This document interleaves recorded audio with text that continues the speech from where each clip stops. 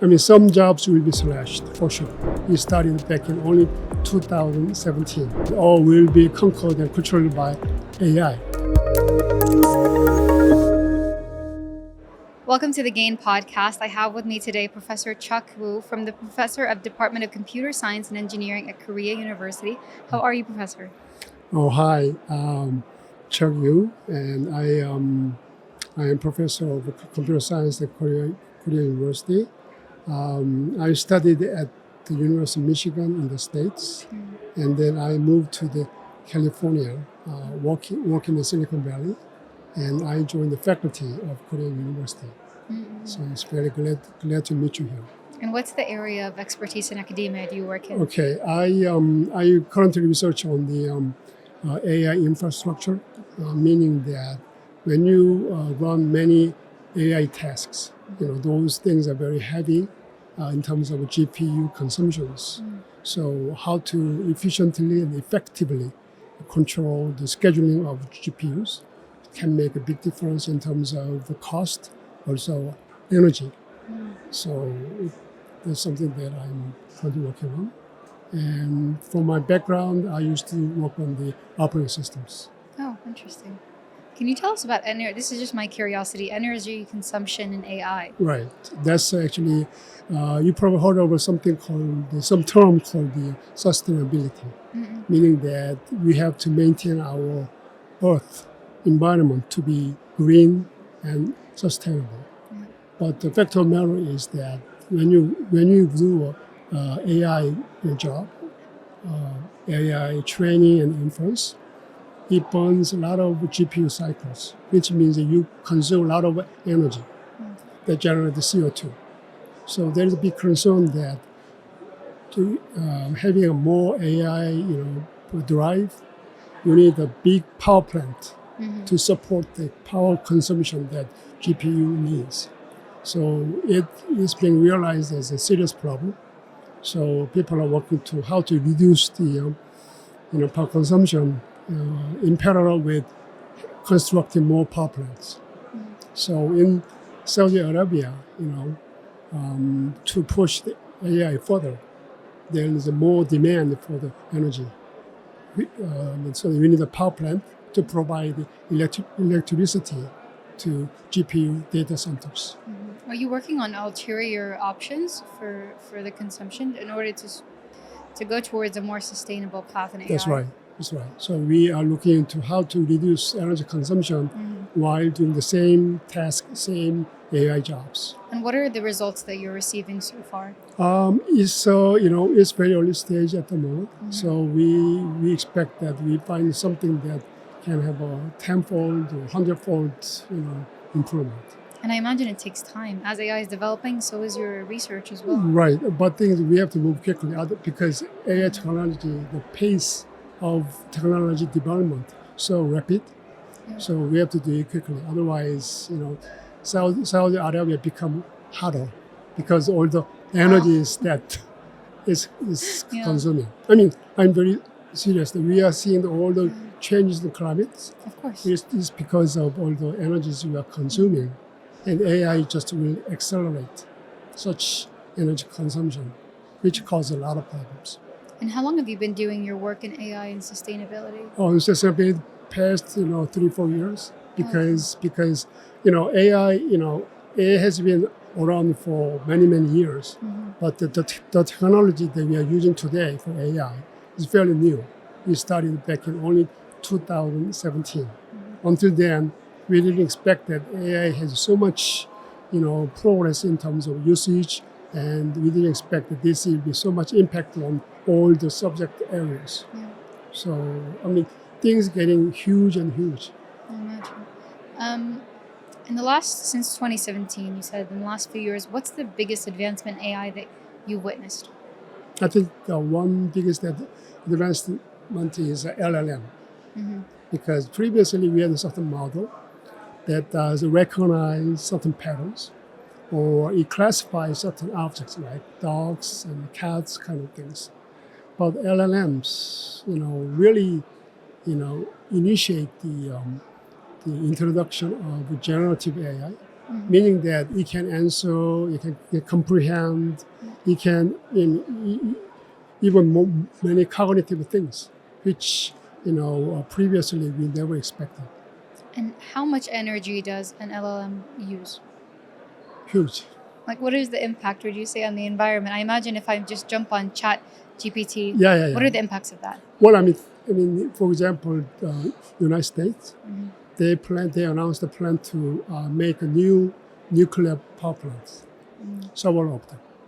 So that means that they expected that the increase of power consumption is not linearly, but it's exponential growth in terms of power consumption, which United States government, they decide to, hey, we need to construct more nuclear power plant.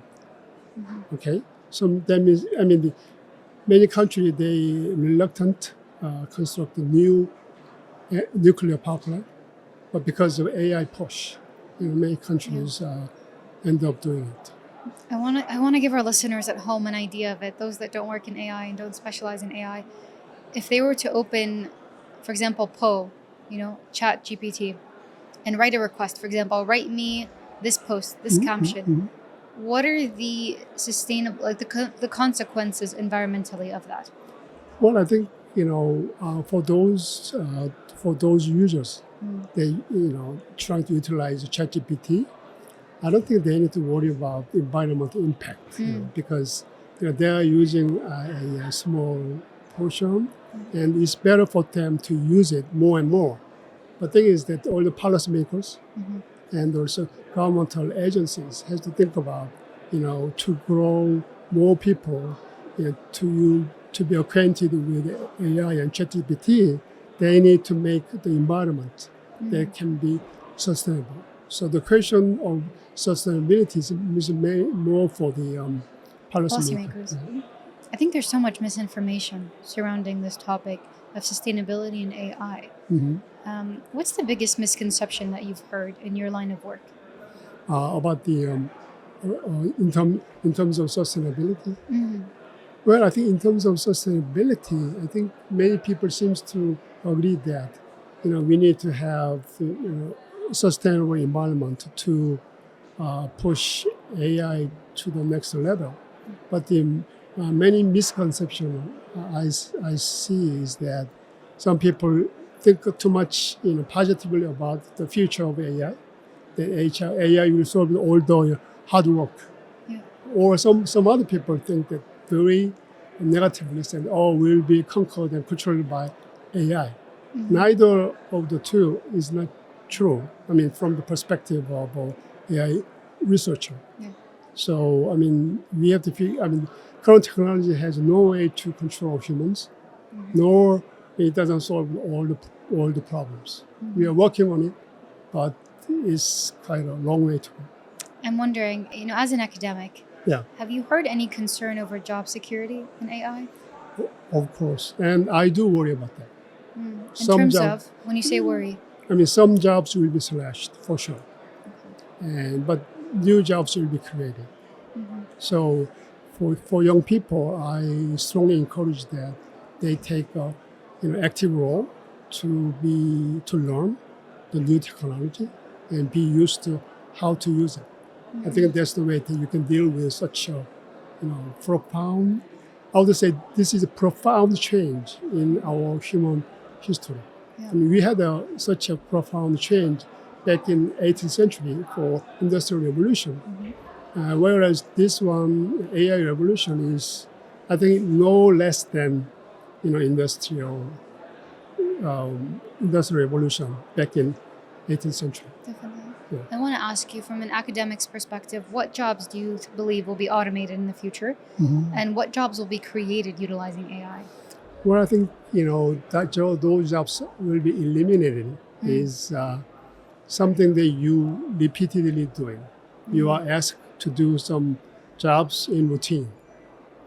Okay, so those jobs are very in danger, I believe. For example, one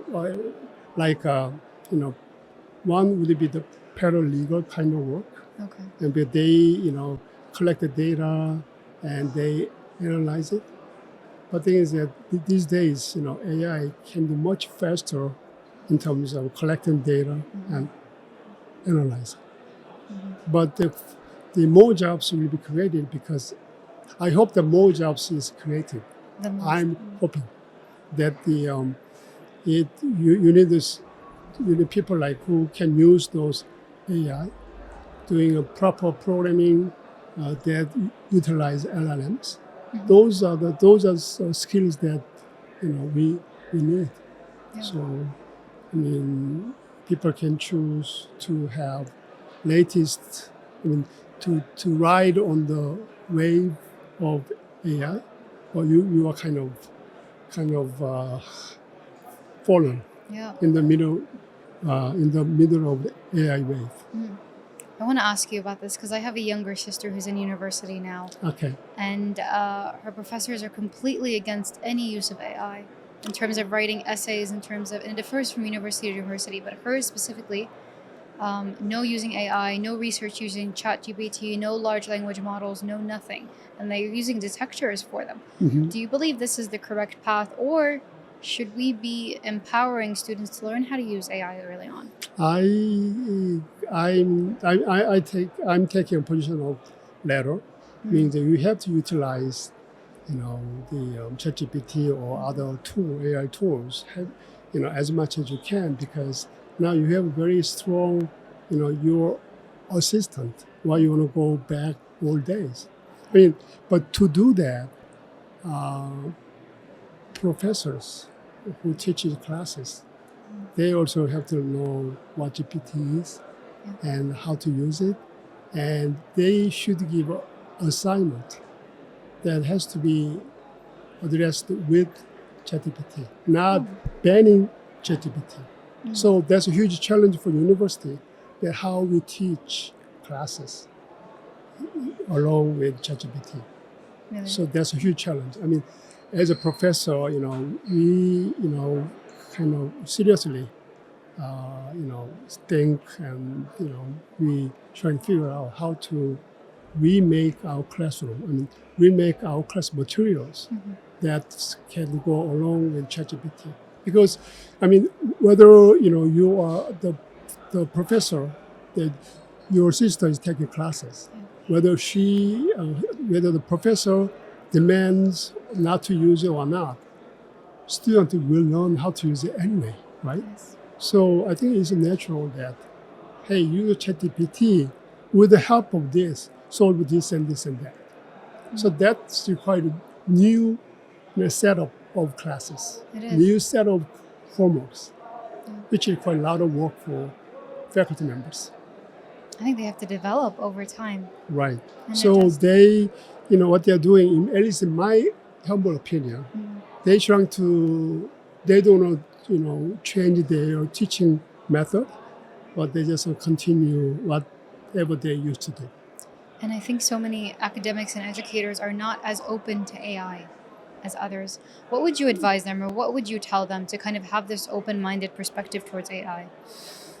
Well, I think whether we like it or not, or whether we used it or not, the current change, I would say this revolution is not reversible, meaning that we cannot go back. So we have to assume that we have to live with it. That we have to assume that we have to teach with it, without banning students from using ChatGPT. I think there's something like you have very good knife, but you're trying to ask yourself, hey, cut it with your hands. Yeah, literally. We have the resources around us. No, you don't Right. want us to. I think that's not very good for the student and their futures. So, faculty members, they have to learn new things, which is not easy for anyone. Not at all. Yeah. But how do you strike that balance? Because you still want the children you still want enrolled students, university, high school students, to develop that framework, the basis. Right. So how do you develop that balance between utilizing ChatGPT, utilizing AI, and also learning the basis of education? Right. I think that's a great question. I'm struggling too, that because we teach programming, Yes. But the programming assignment I used to give all can be easily handled by Chat GPT. Yeah. Quickly as well. Right. And so they can just do some prompt, and the Chat GPT will give you answer. Then you can just turn in as your homework, right? So I've been struggling how to teach programming to learn the basic skills of programming. Yeah. So far I'm not sure I reached a conclusion, but so far I think that what I have to do is that I have to give a new set of programming that people can do with ChatGPT, or ask them why ChatGPT give this and these things, explain. So it's not just a matter of, hey, do programming, like sorting or search kind of things. Rather, trying to analyze why ChatGPT give this and this and that, why you think it's necessary, or what would you do if you do it otherwise. So, the asking questions, asking assignment should be different. That's temporary solution and temporary conclusion so far that I have. Yeah. But I'm still struggling to figure out how to teach programming, because ChatGPT is such a good programmer. And it's still fairly new. So we need to find that balance. It's very new. Yeah, but true that ChatGPT makes mistakes in their programming. So it's good to figure out where is the bug that it generates. So to find the bug, you have to study. You see what I mean? Yeah, so you still need the framework. Right. So that, traditional way of teaching needs to be changed. That's what I meant by that. You play along with, you do your homework along with ChatGPT to figure out what is going on, what is missing, what is the bug, how to fix it, kind of things. We were discussing in previous episodes with different academics, and we were talking about the idea of courses to educate people how to prompt engineering, what to submit into a large language model. What do you think of that? Yes. Is it beneficial or no? You're saying, Well, I mean, I research on how to build the AI system, like ChatGPT kind of things.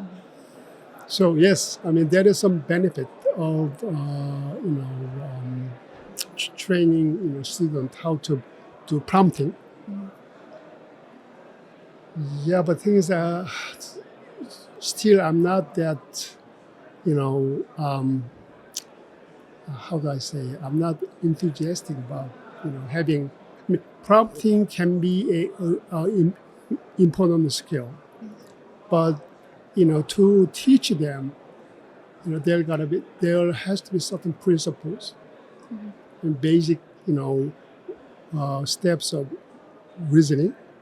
I'm not sure, because I tried also ChatGPT in many cases. yeah, But I don't see that there is, certain principles behind doing prompting.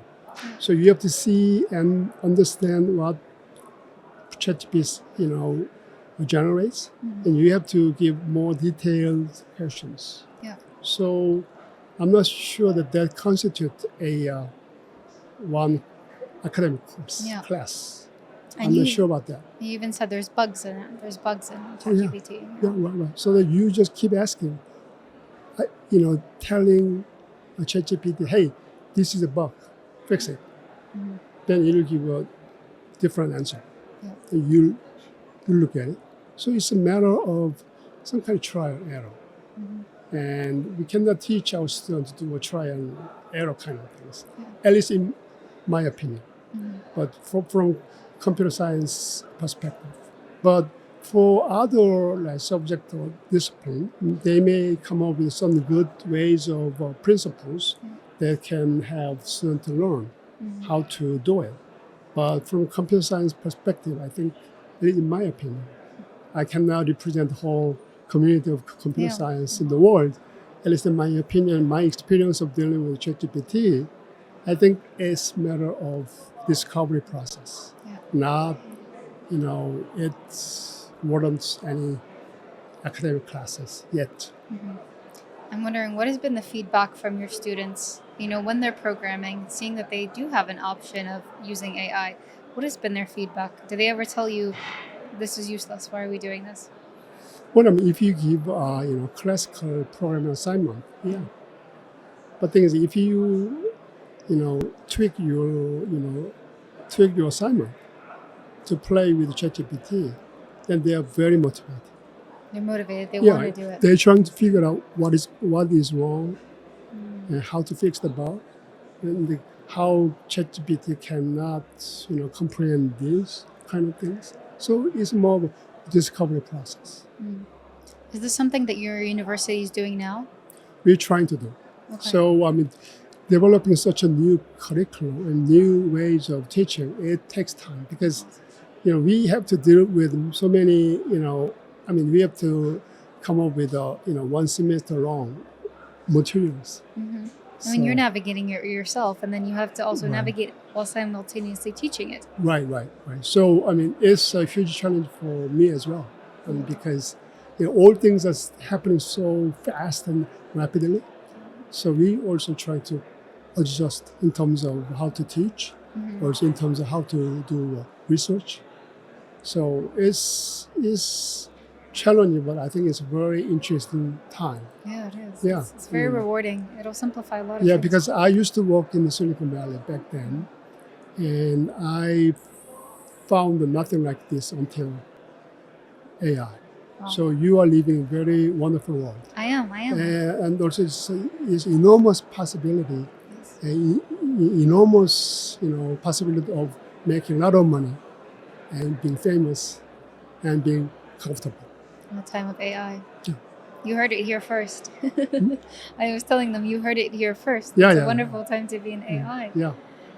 I have to ask you, we are at the GAIN Summit. This is the 3rd edition. When we were talking off camera, you told me this is your first visit to Saudi Arabia. Yes, I am. How has it been so far? Well, I mean, because some people, before I came, some people warned me that you should not shake hands with ladies. You should not look at them. And I think it's a little extreme. Look at them. and things will be slow, so. But seems that so far things are not. I mean, those things may be true in the past, but not the moment that I landed at the airport. Things are very quite fast paced, and also very reasonable. And also organizing this kind of gain scale of event requires a lot of skills and efforts, and also dedication. It does. So, I'm just impressed by the how you, not just by the scale of this event, but how you run it. Oh, you mean organization? The organization skills and how to run it, day to day, and communicate. You need a huge communication, with a lot of people, right? Yeah. That requires a tremendous amount of planning and those execution skills as well. I think this is the part that people don't always talk about with summits: the logistics, the planning, the hotel, flying everyone in. And that's the toughest one. it is. I mean, It's everything. talking and speaking is It's easy. in some sense is quite an easy part, but logistics, figuring out how to do it in order, that requires a lot of not just effort, but a lot of working togetherness. Coordinating. Yeah, exactly. A lot of coordination. Yes. And leading up to the event on Saturday, they locked the registrations, and it reached 32,000. 32,000. Yeah, registered. That's when they locked the registrations. It's like almost like a CES. Yeah. CES is about that size. Really? Yeah. That's remarkable. If you go to Vegas in the early January, there is a show, electronic show called the CES, Consumer Electronic Show. Wow. That's the largest show in the world. They have over 30,000 people gathered into a place called Las Vegas. And I think there were over 350 or 450 speakers. I think 350 speakers. There was a big group of speakers, and also diverse from so many countries. Right, so many countries with so many backgrounds, some authors and companies, academics like me, and journalists, all different types of background and jobs. They coming together and talking in different they probably talk in different languages, Literally, yeah. but they seem to understand each other. So Yeah, they do. yeah. We have AI. We have AI to translate. Yeah. What do you think? What do you think about that? Well, I think for computer science major, professor, I think it's good to see that all the disciplines and subjects are interested in how to utilize AI. And first, recognize AI is a big and huge change to our lives. I think this is a good starting point. And then people can change how to adapt to certain ways. I think that's a second step. And then things will be very different. I mean, I can see that every year is different. It's rapidly Yeah, progressing. it's so different. So even month by month, I see the different, at least in terms of AI technology, I can see that it changes month by month. Yeah, it's remarkable. We talked about a lot of the pros, but I do want to touch upon the cons and get your perspective onto this. Are there any risks that we need to address starting now in the world of academia and AI, such as, the bugs, for example?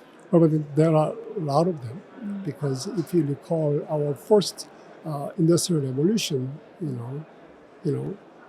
smoke, because new engines Overheating. Yeah. so things like that. Here we are seeing that the fake news, and also because generative AI makes huge lies.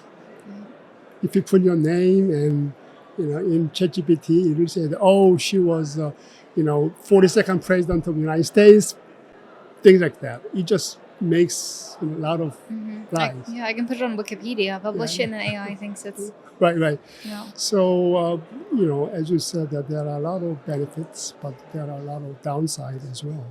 I think society and also government and all the people has to work together to how to minimize like those fake news, and also those simply false accusation or false kind of informations. So I think there's immediate need to how to handle that. Definitely. And also in terms of AI ethics side, we need to think about how, because AI, the principle of deep learning that we are talking about today is based upon data. So the data can be biased. Also, it can vary depending on culture. For example, Arabic countries, its own cultures and languages, right, which are different from Western culture and languages.